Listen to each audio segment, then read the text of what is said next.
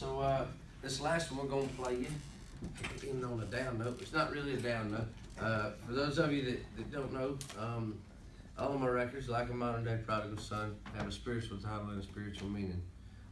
Reason for that is I may be rough around the edges. I have a bad mouth from time to time. I don't always make the best decisions, but I am a believer. And people could call me Sunday Christian, and they can say I am this, that, and other, and that's fine. I'll never disagree with you and tell you that the way I look at things is the right way to look at them. All I can tell you is I am what I am. What you see is what you get. And I do believe in God. So, I mean, that's a sin, it's a sin. So, this song, I had a few songs that I wanted to put in this spot on the record, but none of them, it just didn't seem like they were exactly where I wanted them yet. You know what I mean? I felt like there were a couple of little things that could have changed. And I got a call one night from a guy named Cletus T. Judd. Some of you may know Cletus. For those of you who do, oh my God. This dude is one of the funniest people I've ever met, but also one of the most caring people, one of the best people I've ever met. Cletus has one of the best hearts of anybody I've ever known. And he called me one night or one morning. He said, "What kind of day you having?" I said, "Well, it's 8 in the morning. My day usually don't start till 12, so as of right now, I'm kind of got a fresh slate."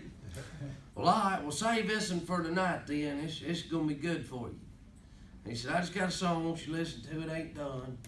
You know, he said, just tell me what you think. And that night, well, my wife goes to sleep about 9 or 10. And my only time that I could really get work done now, when I'm not on the road, is between 9 and 10 and 4 and 5 in the morning. It's because my phone's not blowing up, nobody's bugging me, and I can get some stuff done. So I was working, doing some stuff, and it was like midnight, 1, and I was like, all right, I'm gonna listen to this song. You know, I kind of got in a little low. I was like, this will make me laugh, it'll be great. Well, I started playing it, and what they had written on this song stood the hair on my arms and on the back of my neck up. And really wasn't expecting it, because those of you know who Cletus is. He does the joke songs and the funny ones, and it really just caught me off guard. And I called him and I said, "Hey man," I woke him up. I said, "This thing just crawled all over me. Do you mind if I finish it with you and change some things that are there now and make it mine?" And he said, "I was hoping you'd say that." And I called him one day when I called to let him know he got the cut. He had called the publishing company, he'd called me, left messages, and I mean for months, trying to figure out if he got the cut or not.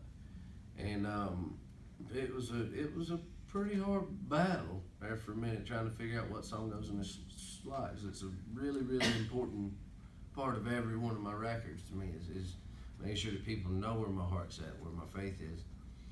And I called him and let him know, and he missed the call. And he called me back like 2 seconds later. It's like, "Oh man, I'm at the beach with my family. I missed the call, man."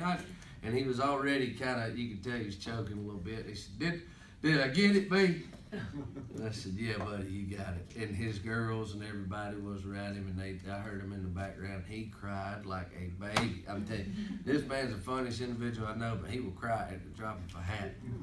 But the other interesting thing about this song, it's kind of cool to know, is a lot of times when you go in the studio, especially with a song like this, you run through it 1,000,000 times trying to get the right take. We did this twice. And this is the second take out of the studio. The man that played the piano on this, there's only 2 instruments. There's a piano and there's a cello. The cello was added a couple weeks later. It wasn't digital, it was actually played. Everything on this record was played.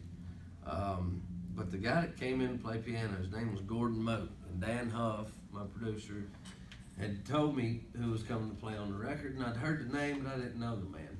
And the door opened, and this guy's son comes through the door, and he's leading him in. Gordon Moat is 100% blind, can't see a thing. And he walked in and caught me off guard, because I was talking to Huff. I was like, "Man, you could at least gave me a little bit of a heads up, man, that the man's blind." I mean, but it was funny. We talked for about 30, 45 minutes before we went in to the recording room, and the first thing he did when he walked in the room was snap a few times in every direction, and he knew that room like the back of his hand. And one of the craziest things he said was, man, he said, he said, most people tell me that they can't imagine, going through life not being able to see. And he said, they just don't understand it. He said, well, for me, I can't imagine going through life being able to see. He said, I think I'd miss too much. And I said, well, what do you mean by that? He said, man, I hear and feel things that you'll never understand. This man can tell you what key your speaking voice is in. Like when you talk to him, he can tell you what key it's in. He's literally the most talented ears I've ever heard in my life, most talented piano player I've ever heard in my life. And it got time to walk in the room, and I said, all right, man, I said, have you listened to this thing? We had a work tape by the end. And he said, yeah, I listened to it once.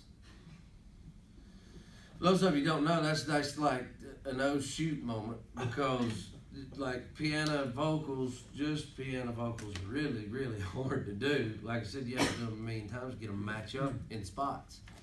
And he said, don't worry about it. He said, I'm following you.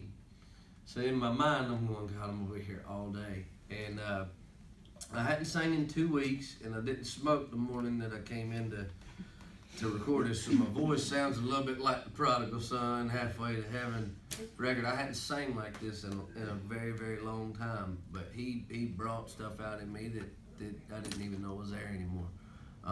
But this song's about salvation and forgiveness, two things that are, have a lot to do with why I'm sitting here today.